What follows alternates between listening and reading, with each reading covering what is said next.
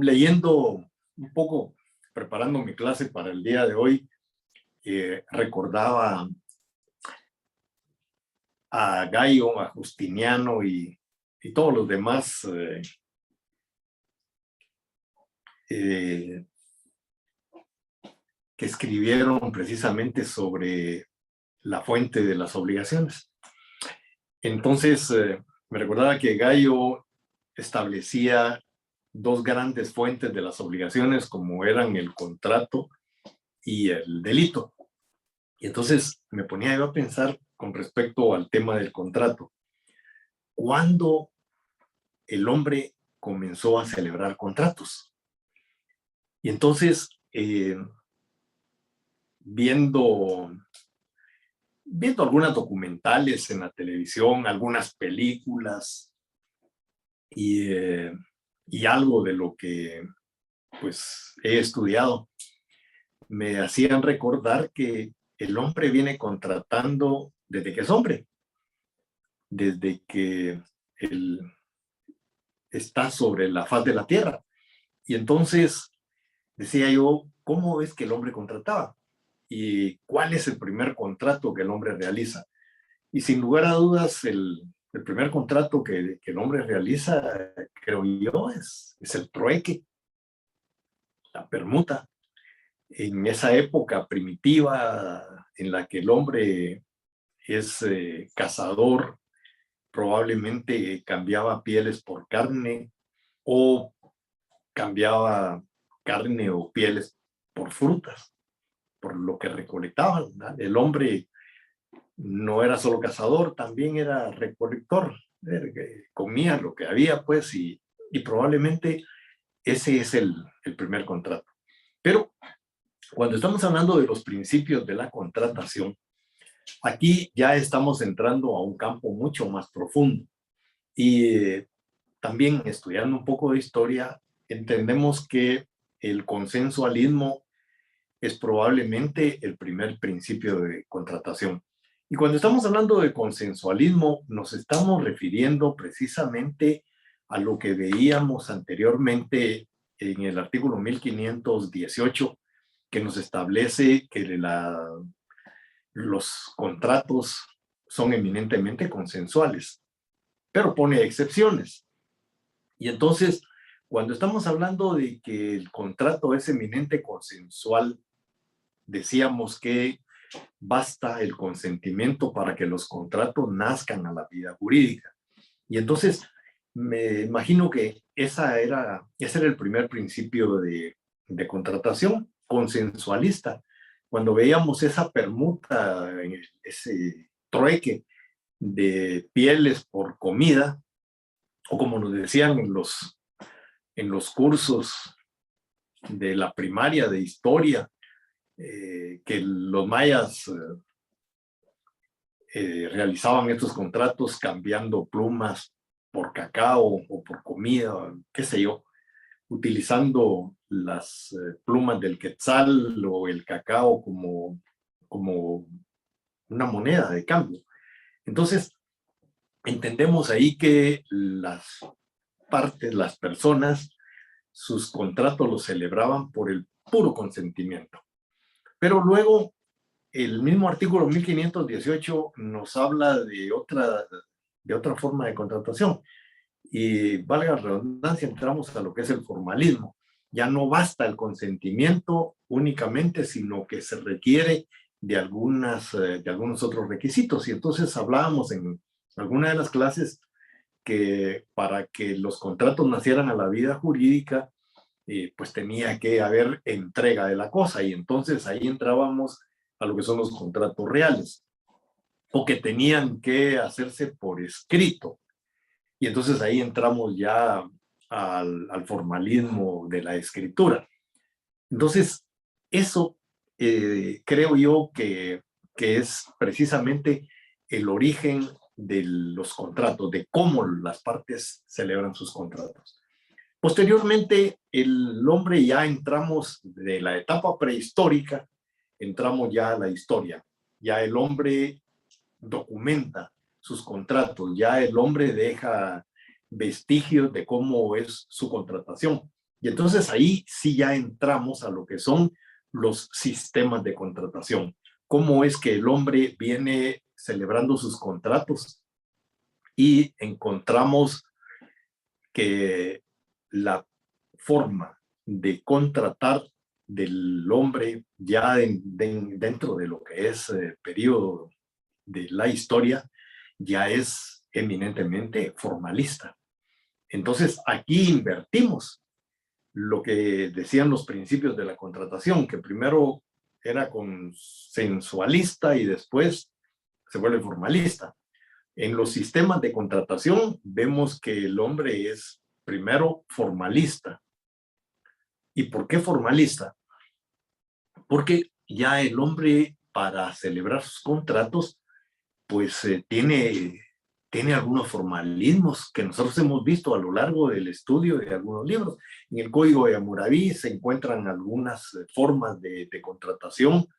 En otros libros lo encontramos. En la Biblia misma encontramos formalidades que iban no solo desde el consensualismo, sino que además venía la forma. Cuando nosotros vemos algunos programas de televisión, algo que se acostumbraba mucho en Guatemala, bueno, todavía en algunos pueblos, el dar la mano. Es decir, cuando las personas celebran un contrato y lo hacen de manera verbal, pues se dan la mano, pero la mano es una señal de formalismo. Es decir, la mano es una manera de decir, yo confío en usted, usted confía en mí.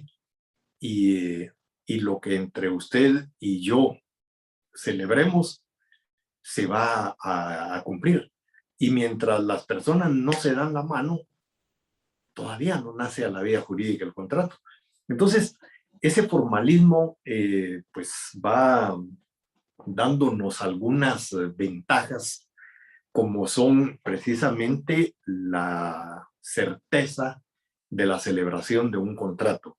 Allí ya nosotros podemos hablar de certidumbre, ahí ya podemos nosotros encontrar pruebas de que los contratos se han celebrado, especialmente cuando los contratos han quedado documentados, cuando los contratos están ya por escrito.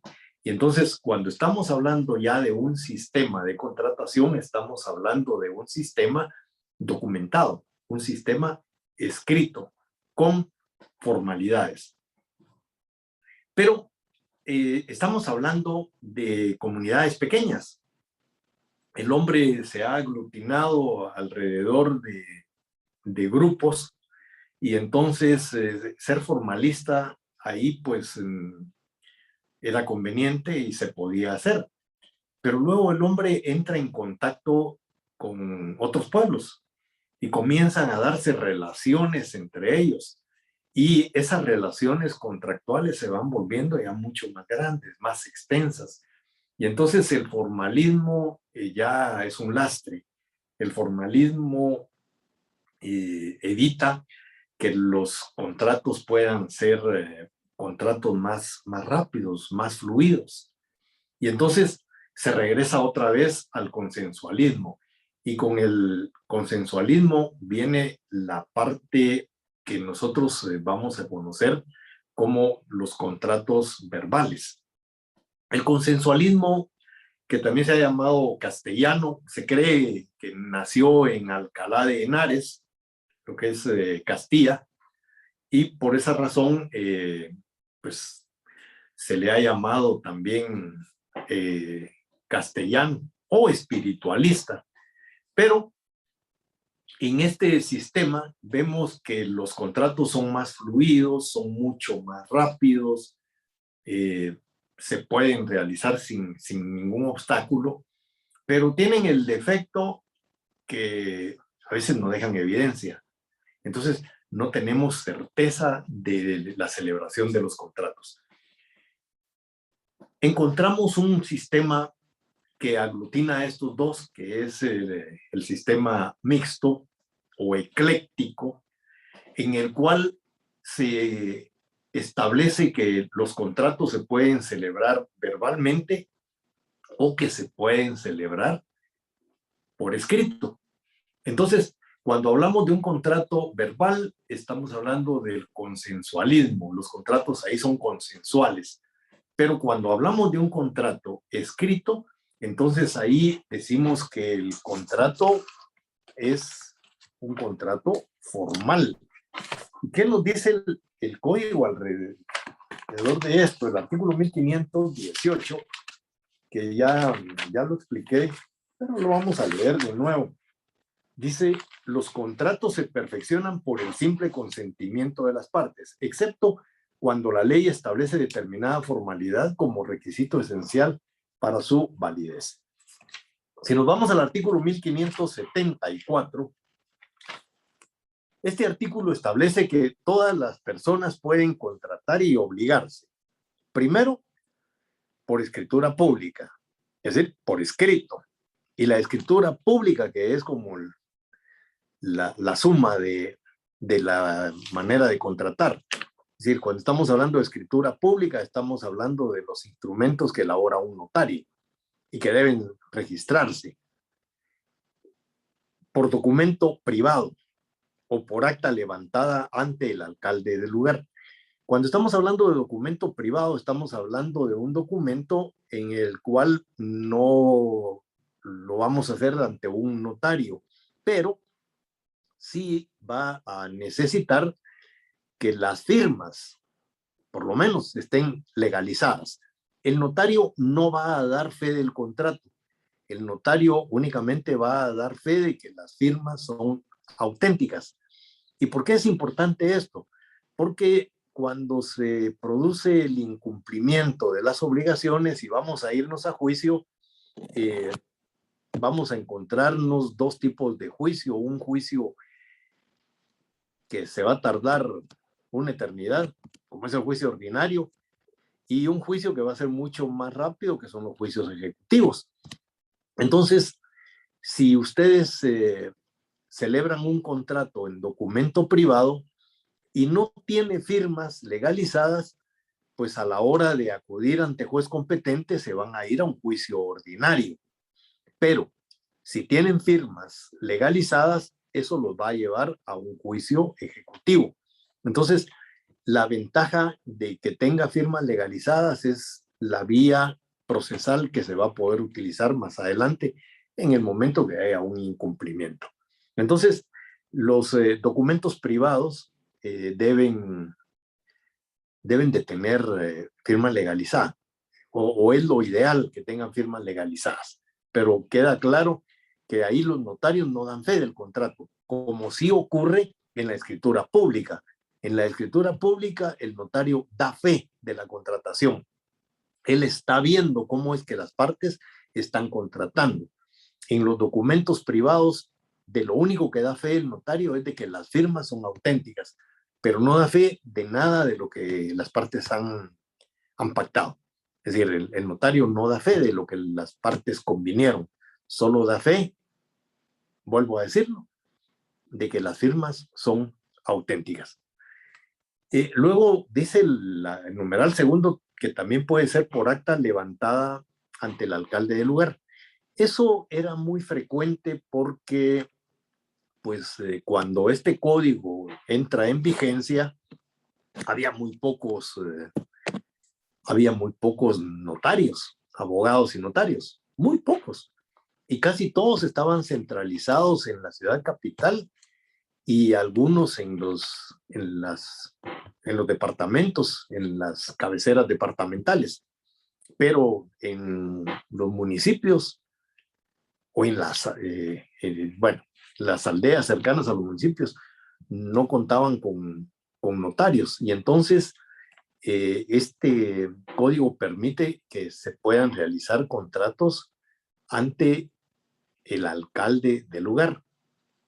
Pero cuando se trata de compraventa de bienes inmuebles, no es suficiente el contrato levantado ante el alcalde del lugar, porque esos contratos se tienen que inscribir en el registro de la propiedad, y en el registro de la propiedad únicamente se pueden inscribir los testimonios de escrituras públicas.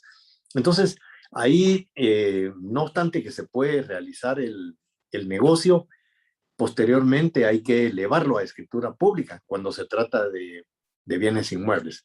Y entonces el código pues, nos dice que se puede levantar ante un juez, perdón, ante un alcalde un contrato, es decir, va a haber un acta en la cual se indica que las partes están celebrando el contrato ante la presencia del alcalde. Pero yo mencionaba al juez. ¿Por qué dice el alcalde y no el juez? Bueno, porque era lo más frecuente, pero los jueces se puede levantar también ante jueces y vemos que sí, hay dos casos. Uno lo encontramos en el artículo 1687, que tiene que ver con los mandatos. El artículo 1687, ¿qué nos dice? El mandato debe constar en escritura pública como requisito esencial para su existencia y puede ser aceptado expresa o tácitamente. Y no es necesario la escritura pública. Pero luego dice en el numeral segundo, en la segunda parte, el mandato para asuntos judiciales queda sujeto especialmente a lo que establecen las leyes procesales. O sea, hay algunos que se pueden celebrar. El numeral primero dice, cuando se trate de asuntos cuyo valor no exceda de 1,000 quetzales, en cuyo caso puede otorgarse el mandato en documento privado legalizado por notario o en acta levantada ante el alcalde o juez local con las formalidades legales. Aquí ya está permitiendo que los jueces también puedan levantar actas en donde se celebra un contrato. Y en el 2169, cuando hablamos de las transacciones, también la ley nos permite eso.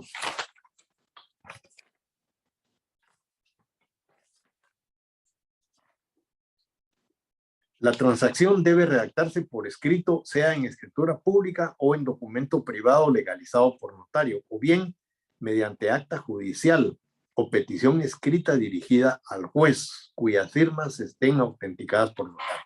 En esos dos casos vemos que también se pueden celebrar contratos ante un juez.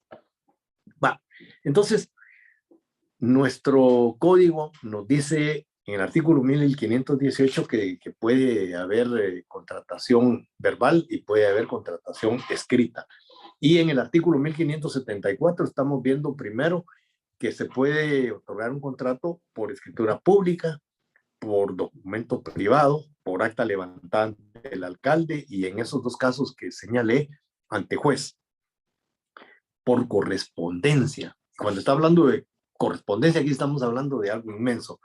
En el momento en el que el código entra en vigencia, cuando estamos hablando de correspondencia, ahí estamos hablando de cartas, estamos hablando posiblemente de telegramas, pero no hay más. Sin embargo, la parte esa de la correspondencia pues queda bastante abierta y hoy día no solamente podemos celebrar contratos por carta, de hecho las cartas y los telegramas ya como que pasaron a la historia. Ahora los contratos por correspondencia los hacemos a través de internet, a través de los mecanismos que nos da el internet, y eso es correspondencia. Lo importante aquí es que quede una constancia de la celebración del contrato. Y por último, dice verbalmente. Cuando en el examen yo pregunto cuáles son las formas de los contratos, algunos me contestan, y bien, no digo que esté mal la respuesta, pero digo yo, no era necesario tanto. Me contestan que se pueden otorgar los contratos en escritura pública, en documento privado, en acta levantada ante el alcalde o ante el juez y por correspondencia. Y luego verbalmente. Y entonces yo digo, nos podíamos evitar todo lo anterior si solamente dijéramos los sistemas de contratación en Guatemala son oral y escrito. Punto. Si mi pregunta fuera, ¿Cuál es la forma escrita? Bueno, pues ahí sí ya contestaríamos eso. Correspondencia, actas, escritura pública, documentos privados. Porque esa es la forma escrita. Y esas son las clases de la forma escrita. Pero basta con que sepamos que nuestro sistema es un sistema mixto o ecléctico y que en Guatemala los contratos pueden ser verbales o pueden ser escritos. Cuando el contrato es verbal o escrito, debemos nosotros saber en qué momento el contrato se puede otorgar verbalmente y luego por escrito. Pero el artículo 1575 dice que el contrato cuyo valor exceda de 300 quetzales debe constar por escrito. Si el contrato fuera mercantil, puede hacerse verbalmente si no pasa de 1000 quetzales. Eso era en 1963, 64, 65. 300 quetzales era una cantidad inimaginable. Es decir, yo en esa época con 10 quetzales me sentía millonario. Es decir, 300 quetzales era una cosa tremenda. Muy pocas personas ganaban 300 quetzales al mes. Generalmente eran los gerentes de algunas empresas grandes y los demás ganaban menos.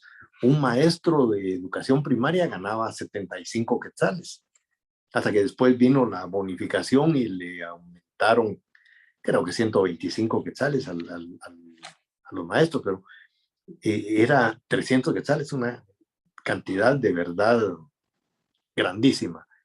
Y no digamos 1000 quetzales. Yo pienso, 1000 quetzales, ¿cuándo tenía una persona 1000 quetzales? Probablemente cuando vendía un terreno. Y un terreno caro, porque un terreno sencillo, pues podía costar 500 quetzales o menos. Entonces, esa era una cantidad muy, muy grande. Hoy los contratos verbales pueden ser por cualquier cantidad, no importa, es decir, ¿se recuerdan ustedes el artículo 1000 cuánto era? 1526, ya se me olvidan las cosas, que nos habla sobre el principio de la autonomía de la voluntad de las partes. Dice que las partes pueden contratar como lo deseen, siempre y cuando no sea contrario a la ley, ¿verdad? Pero si las partes pueden contratar como quieran, entonces las partes pueden contratar verbalmente si así les parece. El problema es la prueba, la evidencia. ¿Cómo podrá haber constancia de la celebración de un contrato verbal? Sin embargo, hay contratos verbales de miles de quetzales y se celebran todos los días. Entonces, les decía, ahí entra nuevamente el consensualismo. Por eso es que nuestro código en el artículo 1518 es bien claro. Las partes pueden celebrar el contrato basándose únicamente en el consentimiento y el contrato nace perfecto a la vía jurídica, salvo cuando dice se requiere algún formalismo. Ahí es donde está precisamente la esencia de lo que es el sistema ecléctico de contratación. Puede ser verbal, puede ser escrito. Y en 1526 nos dice que las personas pueden escoger la forma que deseen.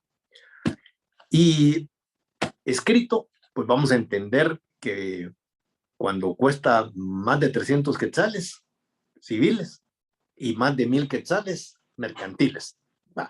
Aquí el código no tenía por qué regular nada del derecho mercantil, pero ya les he explicado en más de una ocasión que cuando entró en vigencia este código, el código de comercio pues era obsoleto. Más adelante se actualiza. Entonces, El Código Civil recoge normas mercantiles. Lo viene haciendo desde el primer código de 1877. Regula cuestiones civiles, pero también cuestiones mercantiles. Luego aparece el Código de Comercio y ahí se ha ido pues modificando después que lo hace el Código Civil. Entonces esa norma pues ya ni siquiera tiene cabida aquí. Pero la pregunta es, los contratos en Guatemala los podemos celebrar como querramos, siempre y cuando la ley no nos diga algo distinto. Y ese algo distinto es precisamente el formalismo. Y entonces decíamos que la forma escrita pues va a tener dos principios que son el principio de prueba y el otro que es un requisito de solemnidad o un principio de solemnidad. El principio de prueba nos dice que hay algunos contratos que tienen que seguir una o llenar requisitos especiales para que puedan tener fuerza legal. Y uno de ellos es precisamente la inscripción registral, los contratos que se deben de otorgar en los registros. El artículo 1575, 1576 dice que los contratos que tengan que inscribirse o anotarse en los registros, cualquiera que sea su valor, deberán constar en escritura pública. Los que se deban de inscribir, ¿en qué registros? Bueno, como la clase es virtual, no puedo preguntar en este momento en qué registros. En Guatemala hay muchos registros. Yo recuerdo haber asesorado una tesis y en ese tiempo había, si no mal recuerdo, 28 registros en Guatemala. Ahorita ya ni me recuerdo cuáles son, pero sí recuerdo que está el registro de la propiedad inmueble, está el registro de la propiedad mueble, está el registro mercantil, hay un registro de armas y municiones, hay un registro de propiedad intelectual. O sea, tenemos varios registros y en esos registros, si uno quiere inscribir un contrato, ese contrato tiene que estar en escritura pública, porque les decía yo hace un momento, los registros solamente inscriben testimonios de escrituras públicas. Por eso ven ustedes que si el contrato se celebra en acta levantada ante el alcalde del lugar, esa acta no se puede inscribir en el registro de la propiedad. Para poderse inscribir en el registro de la propiedad, tiene que obrar en escritura pública. Pero si las partes no lo hicieron así, ¿qué sucede? Si los contratos tienen que inscribirse y no se hicieron en escritura pública, ¿tienen validez o no tienen validez? ¿Qué dice el artículo 1576? Sin embargo, los contratos serán válidos y las partes pueden compelerse recíprocamente al otorgamiento de escritura pública si se establecieran sus requisitos esenciales por confesión judicial del obligado o por otro medio de prueba escrita. Miren lo importante de esto. Vamos al tema de si no se otorgó en escritura pública un contrato que debe registrarse, ese contrato nace a la vida jurídica, es un contrato válido, dice la ley. El problema es que no se puede inscribir, pero el contrato es válido. ¿Cómo se hace para que se inscriba? Bueno, dice que las partes pueden compelerse recíprocamente, es decir, el comprador o el vendedor, cualquiera de los dos, puede exigirle al otro que el contrato se otorgue tal y como lo establece la ley. ¿Y cómo lo establece la ley? En escritura pública. Si yo celebré un contrato ante el alcalde, lo que voy a tener es el acta que levantaron ahí en la alcaldía. Pero eso me sirve a mí como un medio de prueba, que es lo que está hablando ahí la ley, para el otorgamiento de la escritura pública. No habría problema si yo le digo a la persona que me vendió, mire usted, hagamos esto en escritura pública. Puede ser que la persona, si es honorable, nos diga que sí puede, que no hay ningún problema. Y entonces vamos a buscar a un notario y le pedimos al notario que haga la escritura pública. Y ya con el testimonio, pues nos vamos al registro. Eso es fácil. ¿Dónde está el problema? Que el vendedor no quiera otorgarnos la escritura pública o que se muera y sus herederos no quieran reconocer el contrato celebrado. Entonces, nosotros tenemos ese documento. ¿Qué es lo que tenemos que hacer? Comparecer ante juez competente y manifestarle al juez que ese vendedor no quiere otorgar la escritura pública. Entonces el juez va a ver la documentación que le presentemos. Por eso es importante que si se trata de un documento privado tenga firma legalizada para que le dé mucha más fuerza legal y sobre todo que no tendríamos que irnos a un juicio ordinario que puede durar más de 5 años, a un juicio ejecutivo que puede ser mucho más rápido. Entonces la ley nos está diciendo que con ese documento que ya es un principio de prueba, nosotros le podemos exigir al vendedor que nos otorgue el contrato en escritura pública como la ley establece para poder registrarlo. El juez va a ordenarle al vendedor que otorgue el contrato en escritura pública. Le va a ordenar que lo haga, pero no lo puede obligar. Entonces, ¿qué pasa si el vendedor no quiere? Pues más adelante, cuando entremos a los contratos de compra-venta, vamos a tocar otra vez este tema, pero les anticipo. El juez, en rebeldía del vendedor, otorga el contrato de escritura pública. ¿Cómo así que lo otorga? Bueno, el juez comparece ante notario en su calidad de juez y por la rebeldía del vendedor, otorgando la escritura pública. Y ya con eso el comprador pide el testimonio al notario y lo va a inscribir en el registro de la propiedad. Entonces el juez va a actuar en esa calidad. Es decir, es tan serio esto que en rebeldía del obligado a otorgar en escritura pública, un juez puede hacerlo. Imagínense ustedes la fuerza legal que esto tiene. Pero también habla la ley de confesión judicial. Bueno, en procesal civil van a ver ustedes varios procesos. Hay uno que se inicia para conseguir prueba y en ese proceso lo que se va a buscar es que exista una declaración judicial.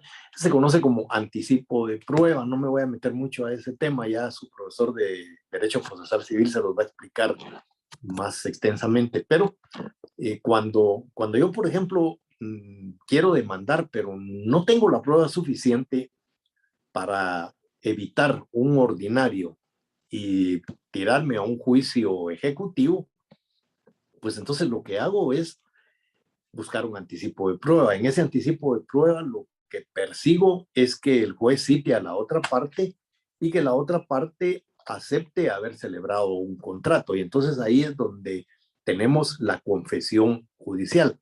Eso nos sirve tanto cuando el contrato ha sido verbal o cuando la documentación que nosotros tenemos no tiene, no tiene las firmas legalizadas. Es un documento privado o en el acta levantada ante el alcalde del lugar. Podemos convertir esos documentos en títulos ejecutivos a través de un procesito como es este, el anticipo de prueba. Y entonces ahí vamos a encontrar una declaración judicial. Y la otra dice otro medio de prueba escrita. Otro medio de prueba escrita. Ahí sí ya es un poco complicado, porque si no tenemos un medio de prueba escrito, Va a ser un poco difícil conseguirlo, pero se puede. Ustedes, me imagino, todos usan tarjetas de crédito y algunos de ustedes, me imagino que en algún momento han recibido una amable carta del departamento jurídico de algún banco donde les están diciendo que deben y que los combinan a pagar o de lo contrario los van a demandar. Mucha gente se asusta con eso y responde la carta. No, mire, es que me atrasé porque por la pandemia me quedé sin trabajo, qué sé yo. A ellos no les importa. Sencillamente ustedes están allí aceptando la existencia de un contrato. Y esa es una forma escrita. Entonces, por eso es uno ya no, por escrito nada. Antes se acostumbraba a enviar cartas de amor. Ahora hasta los WhatsApp son peligrosos. No digamos una carta de amor, que ahí quedaba la carta como constancia de que las personas se carteaban, decían antes, ¿verdad? Entonces, hay maneras de buscar la prueba, pero esas las establece la ley. Y entonces tenemos que ceñirnos a ellas. Pero lo importante es que todos los contratos que se deben de inscribir en cualquiera de los registros deben de otorgarse en escritura pública. Si no se otorgan en escritura pública, los contratos de cualquier manera son válidos. El problema es que no se pueden inscribir. Si los queremos inscribir en el registro que corresponda, tenemos que ver cómo elevamos ese documento privado o esa acta levantada ante el alcalde o por correspondencia, cómo lo elevamos a escritura pública. Es decir, tenemos que convertir eso en escritura pública, es decir, acudir ante notario. Si no logramos eso, no vamos a poder inscribir el contrato, pero el contrato de cualquier manera es válido. Y luego el artículo 1518 nos refiere a otro formalismo escrito, que es el requisito de solemnidad. Aquí, cuando estamos hablando de solemnidad, ya estamos hablando de la existencia o no de un contrato. En el primero hablábamos del principio de prueba, cómo demostrar la existencia del contrato. Este requisito de solemnidad nos lleva a determinar si un contrato nació o no a la vida jurídica. Y entonces, el artículo 1577 establece que deberán constar en escritura pública los contratos calificados expresamente como solemnes, sin cuyo requisito esencial no tendrán validez. Y entonces, miren, aquí ya la forma sí ya es estricta. Si los contratos no se otorgan en escritura pública, no nacen a la vida jurídica. ¿Pero qué contratos? No todos los contratos. Es decir, no todos los contratos. ¿Cuáles son los contratos que se deben de otorgar en escritura pública? Bueno, y mi pregunta, ese es deber para ustedes. Lo voy a preguntar cuando entremos ya a la resolución de problemas, de dudas. ¿Cuáles son esos contratos solemnes? Todos los contratos que tenemos en el Código Civil, ahí en ese universo de contratos vamos a encontrar 5, 6 contratos que son solemnes. Todos los demás contratos son consensuales. ¿Y cómo vamos a saber que son solemnes? Bueno, porque lo va a decir el artículo. Va a decir la definición del contrato y luego va a decir que para que nazca la vida jurídica debe otorgarse en escritura pública. Todos los contratos que ustedes van a ver así rapidito, que dice que se deben de otorgar en escritura pública, esos son solemnes. O sea, el contrato solemne es el contrato que la ley establece que como requisito esencial de validez se deben de otorgar en escritura pública. El problema es que el artículo, fíjense que dice deberán constar en escritura pública los contratos calificados expresamente como solemnes. Pero no hay ninguna norma aquí que nos diga cuáles son los contratos solemnes. Para los que no quieren, pues, trabajar mucho buscando los artículos y tiene su exposición de motivos, ahí sí hay una lista de contratos solemnes. Entonces es más fácil buscarlos ahí. Pero si no, se van a ver contrato por contrato, contrato por contrato. Miren aquí, por ejemplo, regalándoles algo ahí, dice del mandato. Vamos a ver. Aquí en el artículo 1687 del mandato dice, el mandato debe constar en escritura pública como requisito esencial para su existencia. ¿Qué nos está diciendo ahí? Que el mandato es un contrato solemne. No puede ser verbal. No puede ser un contrato en documento privado. No puede ser un contrato levantado ante un alcalde. Es decir, la ley dice que tiene que otorgarse ese contrato, sí o sí, en escritura pública. Y dice como requisito esencial de validez, es decir, para que nazca a la vía jurídica. Entonces, me buscan los contratos solemnes y vamos a ver los primeros que me lo digan. A ver cómo lo arreglamos. Bueno, entonces, tenemos ya claro lo que son los sistemas de contratación. Hay problemas con los contratos, a veces no se entienden. A veces los contratos son oscuros, tienen algunas ¿no? nos generan alguna duda. Y entonces los contratos tienen que ser interpretados. Tenemos que analizarlos, tenemos que ver qué es lo que dicen. Yo siempre les digo a ustedes, tienen que interpretar las normas. Tienen que entender perfectamente qué es lo que la norma dice. Y cuando les estoy diciendo eso, lo que les estoy diciendo, señores, es que las normas no están muy claras y muchas veces tenemos que interpretarlas, tenemos que integrar otras normas. Entonces, por eso es que cuando estamos hablando de la interpretación, estamos hablando de tratar de entender qué es lo que los contratos quisieron decir. Hay dos corrientes para la interpretación de los contratos. Una es la corriente subjetiva y otra es la corriente objetiva. La corriente subjetiva dice que los contratos se interpretan de acuerdo a la común intención de las partes, que es lo que las partes quisieron decir.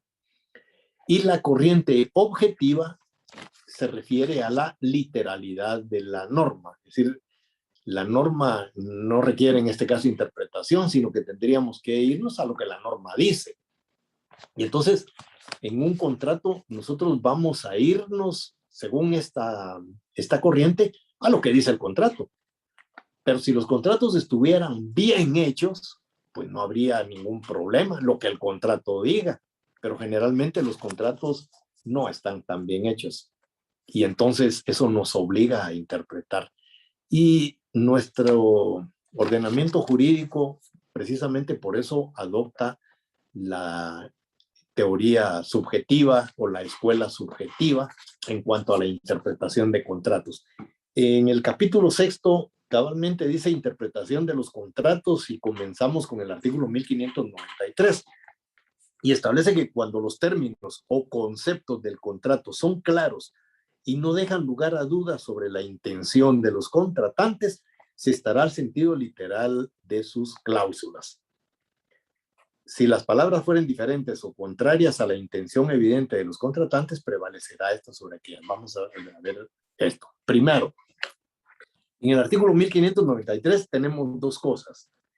Primero, nos habla de la literalidad. Dice cuando los contratos son claros. No hay ni vuelta de hoja. Aquí está hablando de la literalidad. Si no necesitan ser interpretados, hay que ajustarse a lo que el contrato dice. Pero miren lo que dice esta norma. Dice y no dejan lugar a dudas sobre la intención. Desde aquí ya nos está hablando de la intención. Cuando los contratos son claros y no dan lugar a duda de cuál es la intención de las partes, entonces no hay ningún problema. Pero si el contrato nos genera duda en cuanto a cuál era la intención de las partes, ese contrato tiene que ser interpretado. Y entonces tenemos que ver cuál era la intención de las partes, qué fue lo que las partes quisieron contratar. Si las palabras fueran diferentes o contrarias a la intención evidente de los contratantes, dice que prevalecerá esta sobre aquellas. ¿Cuál está sobre aquellas? La intención sobre las palabras. O sea, lo que se va a buscar es la intención. ¿Qué es lo que las partes quisieron contratar? No lo que dice necesariamente el contrato. Recuérdense que muchas veces los notarios, y no muchas veces, es uno de los grandes problemas que nosotros tenemos con los profesionales que salen de la facultad de Derecho y no solo no saben Derecho, sino que además no saben ni leer ni escribir bien y por lo tanto no saben redactar. Su pensamiento es un pensamiento muy limitado porque no leen. Y entonces, imagínenselos haciendo contratos. Es decir, esos contratos que hagan estos notarios, creo que todos van a tener que ser interpretados porque no son claros. O sea, su redacción es muy mala. Y entonces hay que buscar cuál es la intención, no lo que dicen las palabras, sino cuál es la intención. El artículo 1594 dice, por muy generales que sean los términos en que aparezca redactado un contrato, no deberán entenderse comprendidos en él cosas distintas y casos diferentes de aquellos sobre los que los interesados se propusieron contratar. O sea, la intención de las partes. Entonces vemos aquí cómo en la interpretación de los contratos que regulan nuestro Código Civil sigue prevaleciendo la intención. Dice lo que se propusieron contratar. La causa. ¿Cuál es la causa? ¿Qué era lo que quería? Bueno, ahí tenemos la intención. 1595 dice que las frases y palabras que pueden interpretarse de diverso sentido deben entenderse en aquel que sea más conforme con la materia del contrato.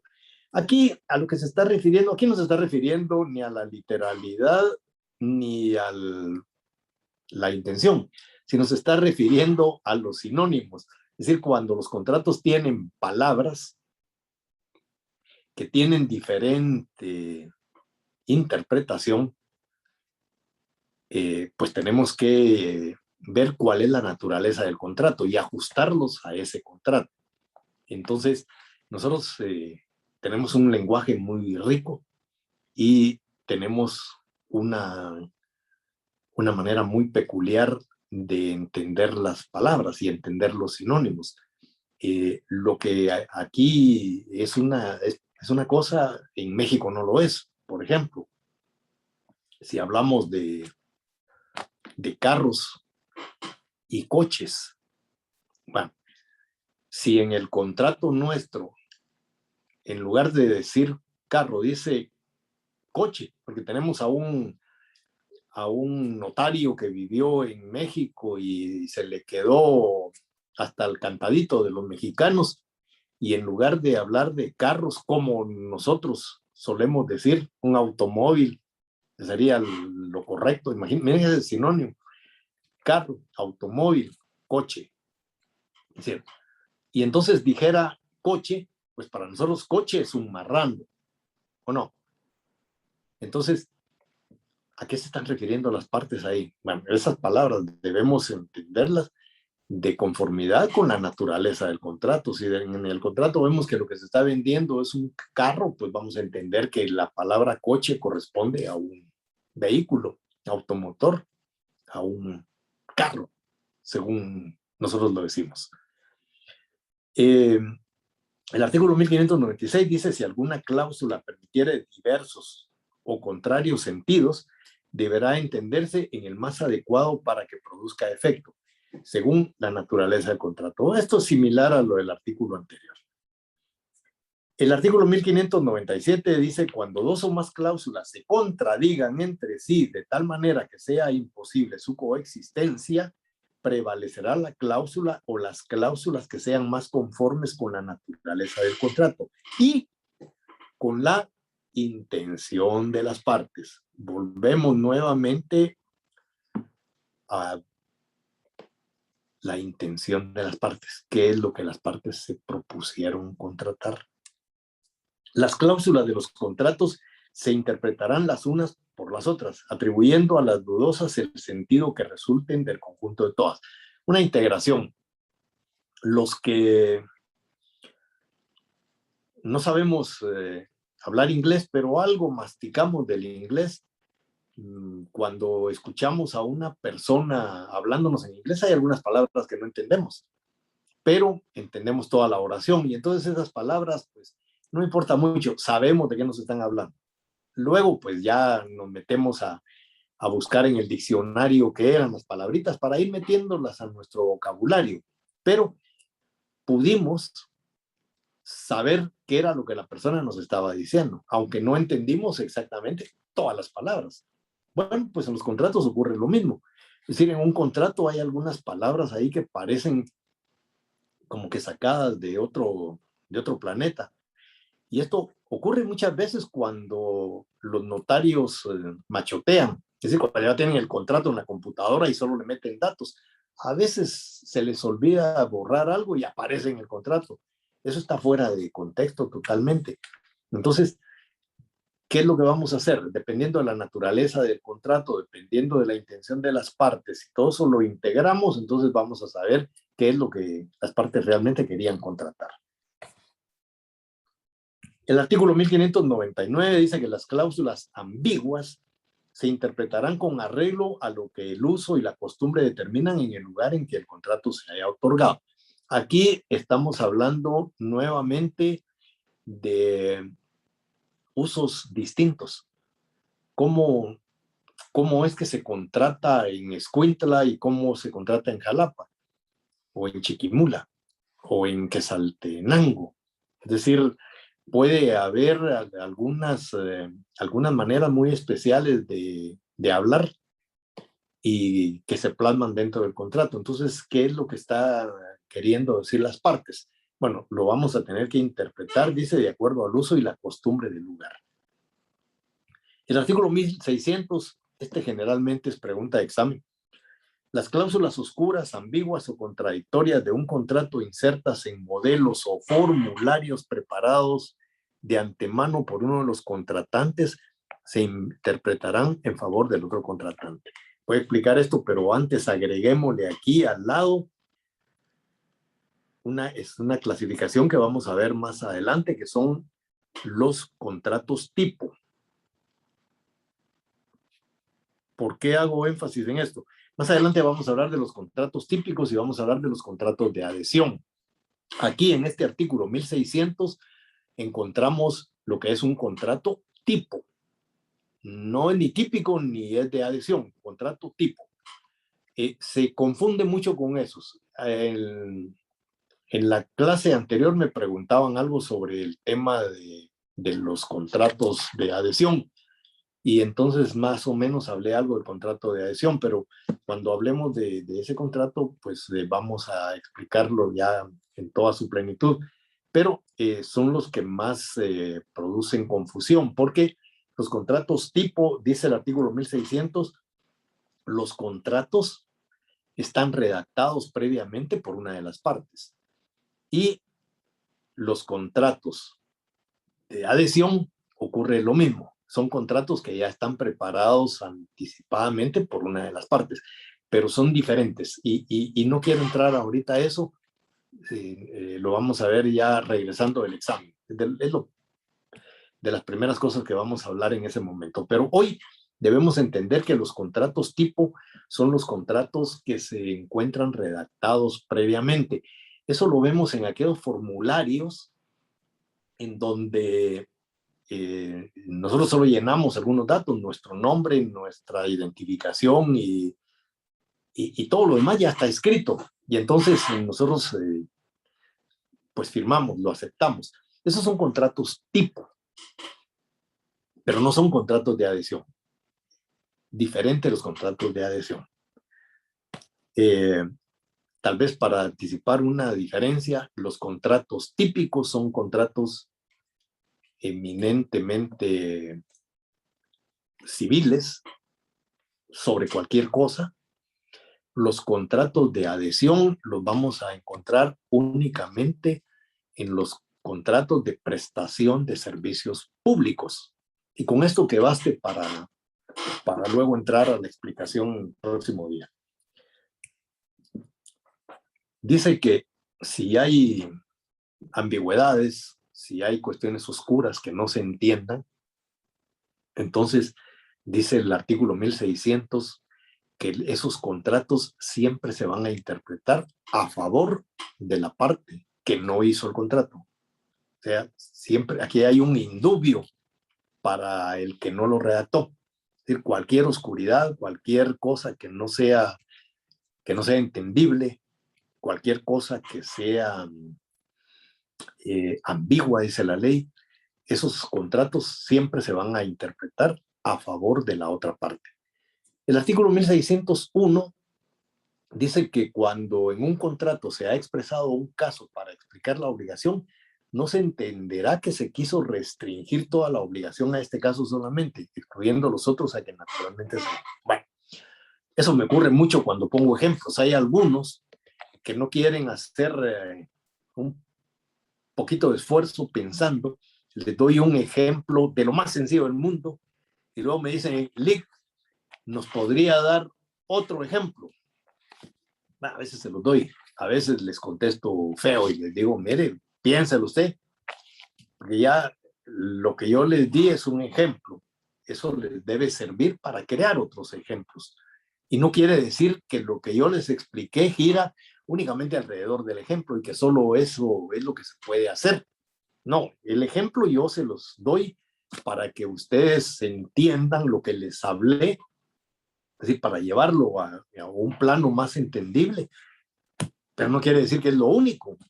Es decir, hay un mundo de ejemplos que ustedes pueden buscar. Pues lo mismo ocurre en los contratos. Hay contratos en los que se pone un ejemplo. Un contrato de arrendamiento. Es prohibido tener mascotas en el inmueble y ponen a veces entre paréntesis o a veces sin detalle entre paréntesis, como por ejemplo perros. Pero si ustedes se dan cuenta, la norma dice no tener animales. No había necesidad de poner como ejemplo perros, porque se está refiriendo a cualquier animal. Entonces, debemos entender que la prohibición es para tener cualquier animal. A menos que la prohibición tuviera una excepción y dijera que no se pueden tener perros, pero sí cualquier otra mascota que no vaya a hacer perjuicio, ni perros ni gatos. Va. Entonces, si se pone un ejemplo, no quiere decir que todo el contrato gira alrededor de ese ejemplo. Es solo un ejemplo para entender mejor lo que las partes están contratando. Si la duda no puede resolverse por los medios indicados, debe decidirse en favor del obligado. Aquí nuevamente un indubio. Este artículo casi nunca me lo entienden. No, a mí sí me lo entienden, no lo entienden en el código. Dice, tratándose de una obligación, debe estarse en caso de duda más por la negativa que por la afirmativa, y viceversa si se trata de una liberación. Bueno, es confusa la norma, pero la verdad que no tanto. Dice que si se trata de una obligación, debe entenderse en caso de duda más por la negativa. Bueno, la persona está obligada a determinada cosa, no queda claro. Bueno, entonces es negativo, no está obligada. Es decir, contrato de mutuo, con intereses o sin intereses. La persona que celebró el contrato de mutuo, en este caso, el obligado, dice, ¿debe pagar intereses o no? No quedó claro. En el contrato no establece si debe pagar o no debe pagar intereses. Es decir, no se aclaró, no se dijo, mire, va a pagar el 6% de interés mensual o el 9% o 12% de interés anual. Es decir, no dice. Entonces la pregunta es, ¿está obligado a pagar intereses o no?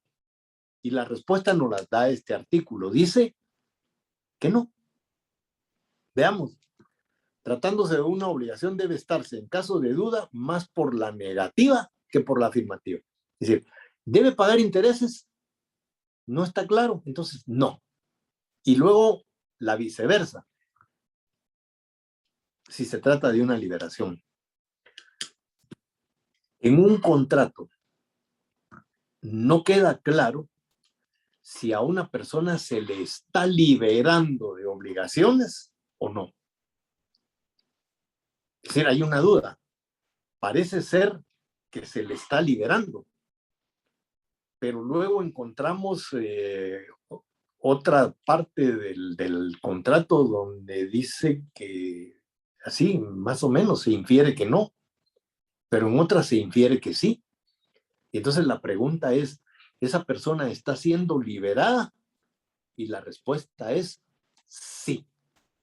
Entonces, leyéndolo de nuevo, tratándose de una obligación debe entenderse en caso de duda más por la negativa, es decir, en caso de duda, ¿la persona está siendo obligada? No.